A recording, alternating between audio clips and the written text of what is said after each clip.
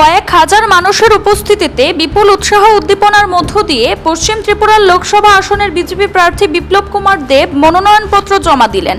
এদিন পশ্চিম ত্রিপুরার লোকসভা আসনের বিভিন্ন প্রান্ত থেকে বিজেপি, আইপিএফটি এবং তিপ্রামথা দলের কর্মী সমর্থকরা এসে রাজধানীর আগরতলার রবীন্দ্র শতবার্ষিকী ভবনের সামনে জড়ো হন। তারপর সেখান থেকে মিছিল করে পশ্চিম জেলার জেলা শাসক তথা এই লোকসভা আসনের রিটার্নিং অফিসার ডক্টর বিশাল কুমারের অফিসে এসে পৌঁছান এবং মনোনয়নপত্র জমা করেন।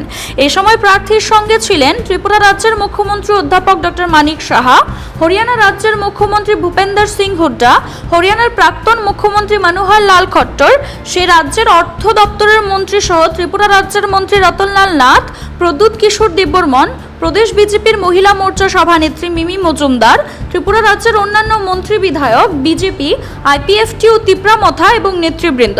এদিন মিছিলে উপস্থিত নেতাকর্মীরা দলীয় পতাকা, ব্যানার, রঙিন বেলুন, প্রতীক, পদ্মফুল ইত্যাদি নিয়ে সামিল হয়েছিলেন।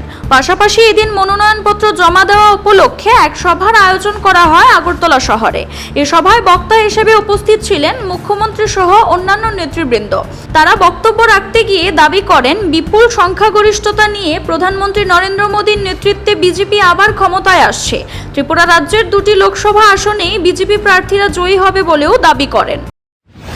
আমাদের যশস্বী প্রধানমন্ত্রী নরেন্দ্র মোদীজি টার্গেট দিয়েছেন 307। আমি জানি না কি দাঁড়াবে ভারতীয় জনতা পার্টির, 307 নাকি একাই 370 নাকি একদম 400 চলে যাবে আমি জানি না। আর আমাদের যে এলাইট পার্টনার আছে তারাও 400 থেকে কোথায় যাবে আইগণ্য, যে অবস্থা দাঁড়িয়েছে চারিদিকে এখন খালি রামময় রামময় রামময়। প্রধানমন্ত্রীজি রাম রাজত্ব এখানে সৃষ্টি করেছেন এবং সমস্ত মানুষ প্রধানমন্ত্রীজির উপর আস্থা আছে। हमारे त्रिपुरा के जनजाति के पक्ष में एक प्रेम, एक प्यार और एक भाईचारा देखा है। तो आज मैं भाजपा का नहीं हूं, लेकिन मैं दिल से अपने सब जनजातियों को और त्रिपुरा के लोगों को एक बात बोलना चाहता हूं।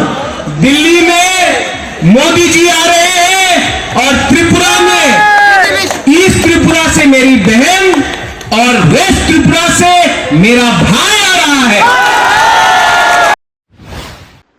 CRI TV, channel for news and entertainment.